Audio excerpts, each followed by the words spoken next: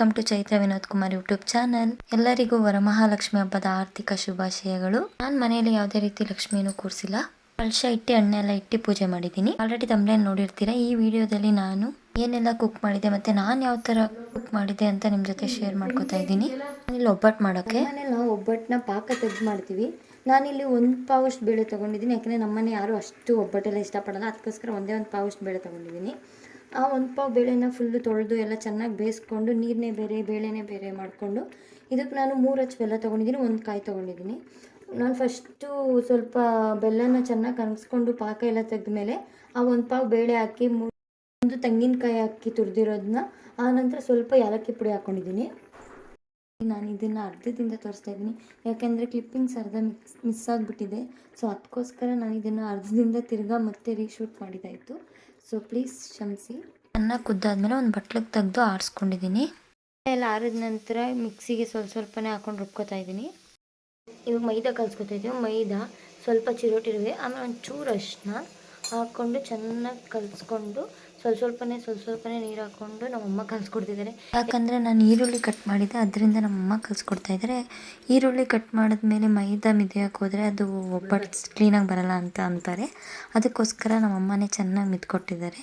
ಈಗ ನಾನಿಲ್ಲಿ ಒಬ್ಬಟ್ಟು ತಟ್ಕೊಳ್ಳೋಕ್ಕೆ ಒಂದು 4 ಉಂಡೆನ ಮೀಡಿಯಮ್ ಸೈಜಲ್ಲಿ ಮಾಡ್ಕೊಂಡಿದ್ದೀನಿ. ನೀವು ನಿಮ್ಗೆ ಯಾವ ಸೈಜ್ ಬೇಕೋ ಆ ಸೈಜಲ್ಲಿ ಮಾಡ್ಕೊಂಡು, ದಪ್ಪದಾಗಲಿ ಚಿಕ್ಕದಾಗಲಿ. ನಾನಿಲ್ಲಿ ದೇವ್ರ ನೈವೇದ್ಯಕ್ಕೋಸ್ಕರ ಚಿಕ್ಕದಾಗಿ 4 ಉಂಡೆ ಮಾಡ್ಕೊಂಡಿದ್ದೀನಿ. ಈಗ ಅದಕ್ಕೆ ಬೇಕಾದಷ್ಟು ಮೈದಾ ತೊಗೊಂಡು ಚೆನ್ನಾಗಿ ತಟ್ಕೊತಾ ಇದ್ದೀನಿ.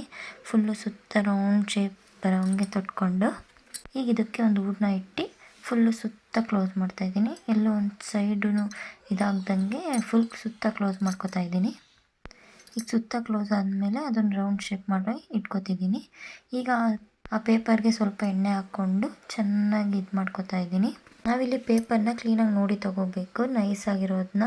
ಇಲ್ಲಾಂದರೆ ಅದೆಲ್ಲ ಅಂಟ್ಕೊಂಡ್ಬಿಡುತ್ತೆ, ಇಲ್ಲ ತಿದ್ದೋಗ್ಬಿಡುತ್ತೆ. ನಾವು ಸನ್ಫ್ಯೂರ್ ಎಣ್ಣೆದು ಅಥವಾ ಬೇರೆ ಯಾವುದೇ ಬ್ರ್ಯಾಂಡ್ ಎಣ್ಣೆದು ಪೇಪರ್ನ ಕಟ್ ಮಾಡ್ಕೊಂಡು ತಗೊಂಡ್ರೆ ತುಂಬಾ ಒಳ್ಳೆಯದು. ಈಗ ನಾನು ಯಾವ ಶೇಪ್ ಬೇಕೋ ಆ ಶೇಪ್ಗೆ ತಟ್ಕೊಂಡು ಅದನ್ನು ಇಂಚ್ ಮೇಲೆ ಹಾಕೋತಾ ಇದ್ದೀನಿ.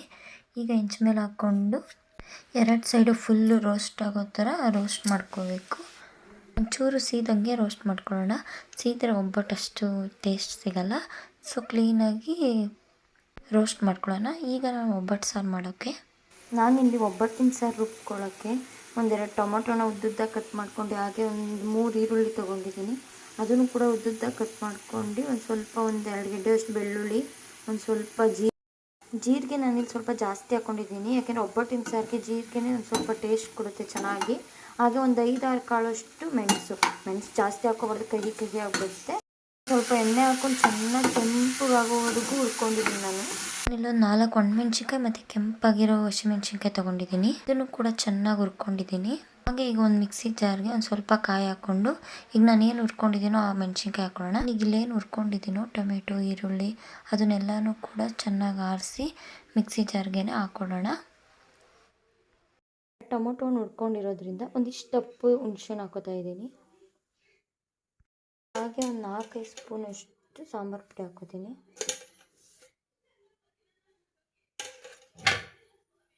ಒಬ್ಬಟ್ಟು ಬೇಳೆ ಬೇಯಿಸ್ಕೊಂಡಿದ್ನೋ ಅದನ್ನು ಸ್ವಲ್ಪ ಒಂದು ಸೌಟಷ್ಟು ಎತ್ತಿಕೊಂಡಿದ್ದೀನಿ.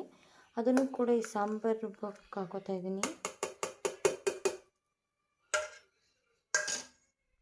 ಇದ್ದೀನಿ.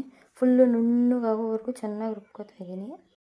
ಈಗ ಸ್ವಲ್ಪನೇ ಬೇಳೆ ನೀರು ಹಾಕ್ಕೊಂಡು ರುಬ್ಕೋತಾ ಇದ್ದೀನಿ. ಸಾರಿಗೆ ಸ್ವಲ್ಪ ಎಣ್ಣೆ, ಆ ಎಣ್ಣೆ ಕಾದ ನಂತರ 1-2 ಕಾಳಷ್ಟು ಸಾಸಿವೆ, ಹಾಗೆ ಒಂದು ಸ್ವಲ್ಪ ಈರುಳ್ಳಿ, 1-2 ಕಡ್ಡಿಯಷ್ಟು ಕರಿಬೇವಿನ ಸೊಪ್ಪು ಮತ್ತು ಒಣಗಿದ ಮೆಣಸಿನ್ಕಾಯಿ 1 ಹಾಕೊಂಡಿದ್ದೀನಿ. ಹಾಗೆ ಒಂದು ಸ್ವಲ್ಪ ಹಿಂಗೆ ಹಾಕ್ತಾಯಿದ್ದೀನಿ.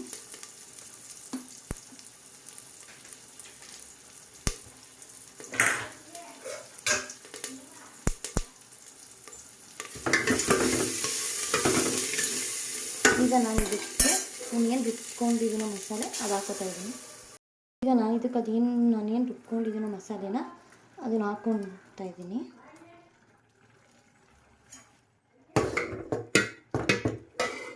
ಮಸಾಲೆ ಎಲ್ಲ ಚೆನ್ನಾಗಿ ಸ್ವಲ್ಪ 1-2 ಕುದಿ ಬಂದಮೇಲೆ ನಾನು ಏನು ಬೇಳೆ ಬೇಯಿಸ್ಕೊಂಡು ಅದನ್ನು ನೀರು ತಗೊಂಡಿದ್ದಲ್ಲ ಆ ನೀರು ಹಾಕೋತಾ ಇದ್ದೀನಿ. ಅಳತೆಗೆ ನಮ್ಗೆ ಎಷ್ಟು ಗಟ್ಟಿಗೆ ಬೇಕೋ ಅಷ್ಟು ಗಟ್ಟಿಗೆ, ಇಲ್ಲ ತೆಳುವಾಗಿ ಬೇಕು ಅಂದರೆ ಅಷ್ಟು ಅಳತೆ ನೋಡಿ ಅದಕ್ಕೆ ನೀರು ಹಾಕೋತಾ ಇದ್ದೀನಿ. ಈಗ ರುಚಿಗೆ ಎಷ್ಟು ಬೇಕಷ್ಟು ಉಪ್ಪು ಹಾಕ್ಕೊಂಡು ಈಗ ಇದನ್ನು ಚೆನ್ನಾಗಿ ಕುದಿಸ್ಕೊಂಡ್ರೆ ಒಬ್ಬಟ್ಟಿನ ಸಾರು ರೆಡಿ ಆಗುತ್ತೆ. ಈಗ ಕಾಳು ಗೊಜ್ಜು ಹೇಗೆ ಮಾಡೋದು ನೋಡೋಣ. ನಾನು ಕಾಳುಳ್ಳಿನ 2 ಥರ ಮಾಡ್ತೀನಿ. ಒಂದು ಎಲ್ಲ ರುಬ್ಕೊಂಡು, ಇನ್ನೊಂದು ಹಾಗೆ ಇನ್ಸ್ಟೆಂಟಾಗಿ. ಇವತ್ತು ನಾನು ಇನ್ಸ್ಟೆಂಟಾಗಿ ಮಾಡ್ತಿದ್ದೀನಿ. ಫಸ್ಟ್ ಸ್ವಲ್ಪ ಎಣ್ಣೆ,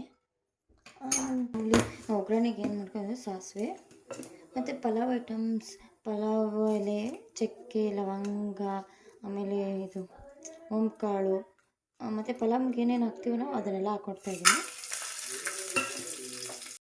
ಈಗ ಇದು ಸ್ವಲ್ಪ ರೋಸ್ಟ್ ಮಾಡಿಕೊಂಡು, ಸ್ವಲ್ಪ ರೋಸ್ಟ್ ಆದಮೇಲೆ ಇದಕ್ಕೆ ನಾನು 2 ಈರುಳ್ಳಿನ ಉದ್ದುದ್ದು ಕಟ್ ಮಾಡ್ಕೊಂಡಿದ್ದೀನಿ, ಅದನ್ನು ಹಾಕೋತಾ ಇದ್ದೀನಿ.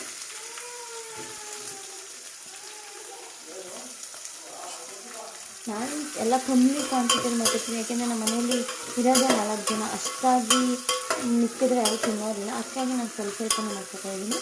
ನೀವು ನಿಮಗೆ ಎಷ್ಟು ಆ ಥರ ಮಾಡ್ಕೋಬೋದು. ಈರುಳ್ಳಿ ಚೆನ್ನಾಗಿ ಬ್ರೌನ್ ಕಲರ್ ಆದಮೇಲೆ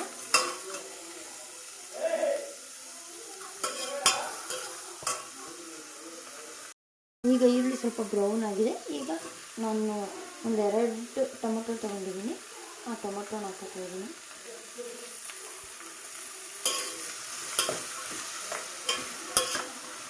ಟೊಮೊಟೊನ ಸ್ವಲ್ಪ ಚೆನ್ನಾಗಿ ಬೆಂದಮೇಲೆ ರಾತ್ರಿಯೇ ಕಡಲೆಕಾಳು, ಬಟಾಣಿಕಾಳು ಎಲ್ಲ ನೆನೆಹಾಕೊಂಡಿದ್ದೆ. ಹಾಗೆ ಅದಕ್ಕೆ 1 ಗಡ್ಡೆ ಕೋಸು, ಆಲೂಗೆಡ್ಡೆ ಮತ್ತು ಬದನೆಕಾಯಿ ಇಷ್ಟನ್ನು ಕುಯ್ದುಬಿಟ್ಟು ಹಾಕ್ಬಿಟ್ಟು ಬೇಯಿಸ್ಕೊಂಡಿದ್ದೀನಿ. ಅದನ್ನು ಕೂಡ ಇದಕ್ಕೆ ಹಾಕ್ಕೊಂಡು ಈಗ ಚೆನ್ನಾಗಿ ತಿರ್ಕೋತೀನಿ.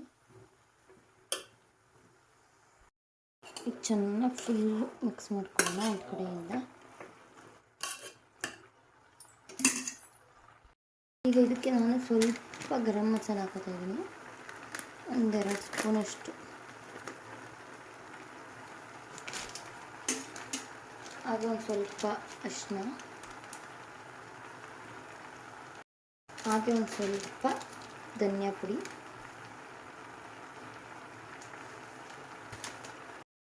ಈಗ ಇದಕ್ಕೆ ನಾನು ಸ್ವಲ್ಪ ಕಸ್ತೂರಿ ಮೇಥಿ ಹಾಕೋತೀನಿ. ಒಂದು ಸ್ವಲ್ಪ ಕಸ್ತೂರಿ ಮೇಥಿ ಹಾಕೋದ್ರೆ ಟೇಸ್ಟ್ ತುಂಬ ಚೆನ್ನಾಗಿರುತ್ತೆ, ಅದಕ್ಕೋಸ್ಕರ ಒಂದು ಸ್ವಲ್ಪ ಕಸ್ತೂರಿ ಮೇಥಿ ಹಾಕೋತೀನಿ. ಈಗ ಒಂದು ಸ್ವಲ್ಪ ಉಪ್ಪು ಹಾಕೋತಿದ್ದೀನಿ, ನಮಗೆ ರುಚಿಗೆ ಎಷ್ಟು ಬೇಕಷ್ಟು.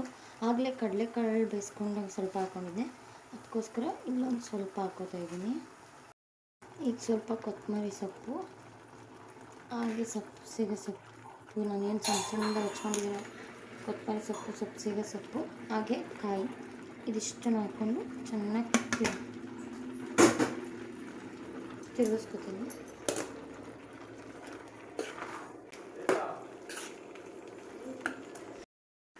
ಈಗ ಇದನ್ನೊಂದು 5 ನಿಮಿಷ ಬೇಯಿಸ್ಕೊಂಡ್ರೆ 5 ನಿಮಿಷದಷ್ಟೊತ್ತಿಗೆ ಕಡಲೆಕಾಳು ರೆಡಿ ಆಗುತ್ತೆ, ಕಡಲೆಕಾಳು ಗೊಜ್ಜು ರೆಡಿ ಆಗುತ್ತೆ. ತುಂಬಾ ಚೆನ್ನಾಗಿ ಬರುತ್ತೆ. ರುಬ್ಬಿರೋದು ಎಷ್ಟು ಚೆನ್ನಾಗಿ ಟೇಸ್ಟ್ ಕೊಡುತ್ತೆ, ಇದು ಕೂಡ ಹಾಗೆ ಟೇಸ್ಟ್ ಕೊಡುತ್ತೆ. ಇದು ಹಬ್ಬದ ದಿನ ನಾನು ಮಾಡಿದ ಅಡುಗೆ.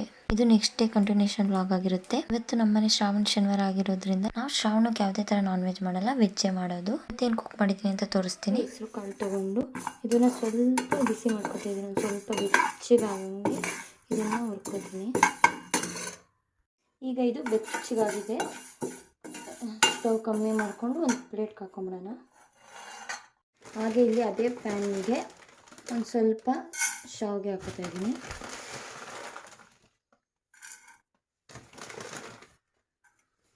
ಇದಕ್ಕೆ ಸ್ವಲ್ಪ 1 ಸ್ಪೂನಷ್ಟು ತುಪ್ಪ ಹಾಕ್ಕೊಂಡು ಇದು ಬ್ರೌನ್ ಆಗೋವರೆಗೂ ಇದನ್ನು ಕೂಡ ಹುರ್ಕೋತಾ ಇದ್ದೀನಿ. ಶಾವಿಗೆ ಎಲ್ಲ ಹುರಿದು ಎತ್ತಿಟ್ಕೊಂಡಿದ್ದೀನಿ. ಈಗ ಅದೇ ತವಾಗೆ 1-2 ಸ್ಪೂನಷ್ಟು ತುಪ್ಪ ಹಾಕ್ಕೊಂಡು ಒಂದು ಸ್ವಲ್ಪ ದ್ರಾಕ್ಷಿ, ಗೋಡಂಬಿ, ಬಾದಾಮಿ ಹಾಕೋತಾ ಇದ್ದೀನಿ. ಅದನ್ನು ಒಂಚೂರು ಹುರ್ಕೊಂಡು ಈಗ ಒಂದು ಚಿಕ್ಕ ಕುಕ್ಕರ್ಗೆ ಸ್ವಲ್ಪ ನೀರು ಇಟ್ಕೊಂಡಿದ್ದೀನಿ. ಅದು ಫುಲ್ ಮಳ್ಳದ ಮೇಲೆ ನಾನು ಏನು ಹುರಿದಿಟ್ಕೊಂಡಿದ್ದೀನಿ ಹೆಸರು ಬೇಳೆನ ಅದನ್ನು ಹಾಕೋತಾ ಇದ್ದೀನಿ. ಇದೊಂದು 3 ಕೂಗು ಕುಗ್ಸ್ಕೊಳ್ಳೋಣ. ರೈಸಿಗೆ ರುಬ್ಕೊಳ್ಳೋಕ್ಕೆ ಒಂದು ಜಾರ್ಗೆ ಒಂದು ಸ್ವಲ್ಪ ಕಾಯಿ,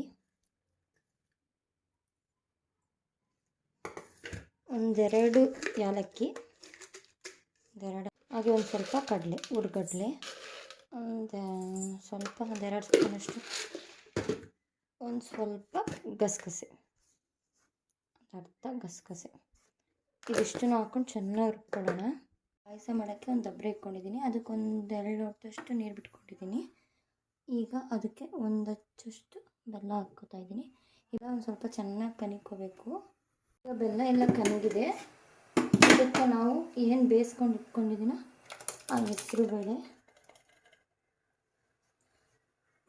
ನಂತರ ಶಾವಿಗೆ ಎಲ್ಲ ಉಟ್ಕೊಂಡಿದ್ದೇನೆ, ಶಾವಿಗೆ, ದ್ರಾಕ್ಷಿ, ಗೋಡಂಬಿ ಎಲ್ಲ ಹಾಕೋತಾ ಇದ್ದೀನಿ.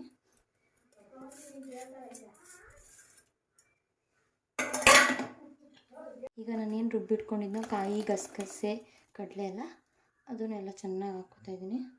ಸ್ವಲ್ಪ ಜಾರಿಗೆ ನೀರು ಬಿಟ್ಕೊಂಡು ಆ ಕಾಯಿ ಹಾಲನ್ನ ಹಾಕ್ಕೋತಾ ಇದ್ದೀನಿ. ಚೆನ್ನಾಗಿ ಮಿಕ್ಸ್ ಮಾಡೋಣ. ಈಗ ಒಂದು 2-3 ಸ್ಪೂನಷ್ಟು ತುಪ್ಪ ಹಾಕೋತೀನಿ. ಈಗ ಶಾವಿಗೆ ಎಲ್ಲ ಚೆನ್ನಾಗಿ ಬೆಂದು 1-2 ಕುದಿ ಬಂದರೆ ಪಾಯಸ ರೆಡಿ ನೋಡಿ. ಈಗ ಪಾಯಸ ಚೆನ್ನಾಗಿ ಕುದಿದೆ, ಶಾವಿಗೆನೂ ಕೂಡ ಬೆಂದಿದೆ. ಈಗ ಗ್ಯಾಸ್ ಆಫ್ ಮಾಡ್ಕೊಳ್ಳೋಣ. ಈಗ ಬಜ್ಜಿ ಕಲಿಸ್ಕೊಳ್ಳೋಕ್ಕೆ 1-2 ಸ್ಪೂನ್ ಅಷ್ಟು ಶುಂಠಿ ಬೆಳ್ಳುಳ್ಳಿ ಪೇಸ್ಟ್ ಹಾಕ್ಕೊಂಡಿದ್ದೀನಿ.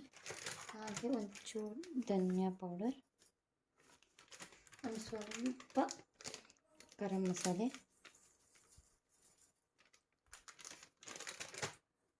ಆಮೇಲೆ ರುಚಿಗೆ ತಕ್ಕಷ್ಟು ಉಪ್ಪು,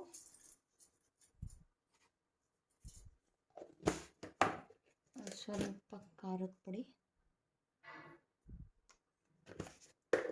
ಒಂಚೂರು ಸೋಡಾ, ಒಂದು ಸ್ವಲ್ಪ ಹಾಕೋತೀನಿ ಸೋಡಾನ. ಈಗ ಇದಕ್ಕೆ ಕಡಲೆ ಹಿಟ್ಟು ನಮಗೆಷ್ಟು ಬಜ್ಜಿ ಹಸಿಟ್ಟು ಬೇಕೋ ಅಷ್ಟು. ಈಗ ಇದಕ್ಕೆ ಸ್ವಲ್ಪನೇ ನೀರು ಹಾಕ್ಕೊಂಡು ಒಂಚೂರು ಗಂಟಿಲ್ದ ರೀತಿ ಕಲಿಸ್ಕೊತೀನಿ ನೋಡಿ. ಒಂಚೂರು ಗಂಟಿಲ್ದಂಗೆ ಕಲಿಸ್ಕೊಂಡು ಇಟ್ಕೊಂಡಿದ್ದೀನಿ. ನನಗೆ ಯಾವ ಶೇಪ್ ಬೇಕೋ ಆ ಶೇಪಲ್ಲಿ ಬಜ್ಜಿ ಮೆಣಸಿನ್ಕಾಯಿನ ಮತ್ತು ಆಲೂಗಡ್ಡೆನ ಕಟ್ ಮಾಡ್ಕೊಂಡಿದ್ದೀನಿ. ಹಾಗೆ ಒಂದು ಪ್ಲೇಟಲ್ಲಿ ಸ್ವಲ್ಪ ನೀರು ತೊಗೊಂಡಿದ್ದೀನಿ. ಇದಕ್ಕೆ ನಾನು 1 ಸ್ಪೂನಷ್ಟು ಉಪ್ಪು ಹಾಕೋತಾ ಇದ್ದೀನಿ. ಸ್ವಲ್ಪ ಎಲ್ಲ ಕಡೆ ಅಂತೇಳಿ. ಈಗ ಇದಕ್ಕೆ ನಾನೇನು ಕಟ್ ಮಾಡ್ಕೊಂಡಿರೋ ಬಜ್ಜಿ ಮೆಣಸಿನ್ಕಾಯಿನ ಮತ್ತು ಆಲೂಗಡ್ಡೆನ ಹಾಕೋತೀನಿ. ಈ ಥರ ಮಾಡೋದ್ರಿಂದ ಆಲೂಗೆಡ್ಡೆಗೆ ಮತ್ತು ಮೆಣಸಿನ್ಕಾಯಿಗೆ ಉಪ್ಪೆಲ್ಲ ಚೆನ್ನಾಗಿ ಇಟ್ಕೊಂಡು ಒಳ್ಳೆ ಟೇಸ್ಟ್ ಕೊಡುತ್ತೆ ಬಜ್ಜಿನ. ಕಟ್ ಮಾಡ್ಕೊಂಡಿರ್ತೀವಿ ಆಲೂಗೆಡ್ಡೆ ಮೆಣಸಿನ್ಕಾಯಿನ, ಅದನ್ನು ತೊಗೊಂಡು ಈ ಥರ ಕಲಸಿಟ್ಕೊಂಡಿರೋ ಮಸಾಲೆಗೆ ಒಂದೊಂದೇ ಹೆಜ್ಜೆ ಎಣ್ಣೆ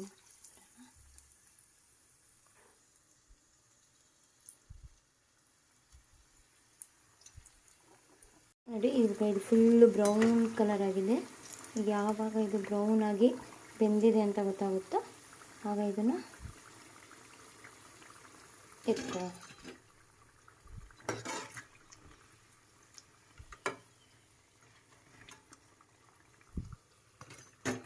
ಈಗ ಮಸಾಲ ಬಜ್ಜಿ ಮಾಡೋಣ ಅಂತ 1 ಕಪ್ಪಷ್ಟು ಹೆಸರುಬೇಳೆ ತೊಗೊಂಡು 3 ಸಲ ತೊಳ್ಕೊಂಡು 5 ನಿಮಿಷ ನೆನೆಸಿ ಸೋಸಿಟ್ಕೊಂಡಿದ್ದೀನಿ. ಇದಕ್ಕೆ ನಾನು ಒಂದಿಷ್ಟು ಸೌತೆಕಾಯಿನ ಹಚ್ಚಾಕೋತಾ ಇದ್ದೀನಿ.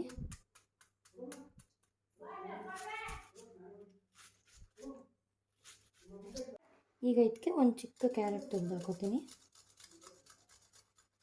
ಬೇಳೆಗೆ ಒಗ್ಗರಣೆ ಹಾಕೊಳ್ಳೋಣ. ಸ್ವಲ್ಪ ಎಣ್ಣೆ, ಸ್ವಲ್ಪ ಸಾಸಿವೆ, 1-2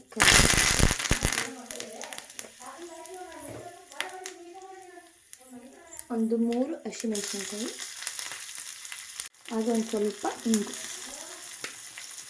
ಈ ಒಗ್ಗರಣೆನ ಇದಕ್ಕೆ ಬೆರೆಸ್ಕೊಳ್ಳೋಣ. ಈಗ ಇದಕ್ಕೆ 1-2 ಕಡ್ಡಿ ಕೊತ್ತಂಬರಿ ಸೊಪ್ಪನ್ನು ತೊಳೆದು ಹಾಕೋತಾ ಇದ್ದೀನಿ. ಈಗ ಹೆಸರು ಬೇಳೆಗೆ ಒಂದು ಸ್ವಲ್ಪ ತೆಂಗಿನಕಾಯಿ ಮತ್ತು ಒಂದು ಸ್ವಲ್ಪ ಎಷ್ಟು ಬೇಕಷ್ಟು ಉಪ್ಪು, ಹಾಗೆ ಒಂದು ಸ್ವಲ್ಪ ಮೆಣಸಿನ ಪುಡಿ ಹಾಕ್ಕೊಂಡು ಮಿಕ್ಸ್ ಮಾಡಿಕೊಂಡ್ರೆ ಹೆಸರು ಬೇಳೆ ರೆಡಿ. ಶ್ರಾವಣದಲ್ಲಿ ನಾನು ಮಾಡಿದ ಅಡುಗೆ ವಿಡಿಯೋ ಇಷ್ಟ ಆಗಿದ್ರೆ ಲೈಕ್ ಮಾಡಿ, ಹಾಗೆ ಸಬ್ಸ್ಕ್ರೈಬ್ ಮಾಡೋದು ಮರಿಬೇಡಿ.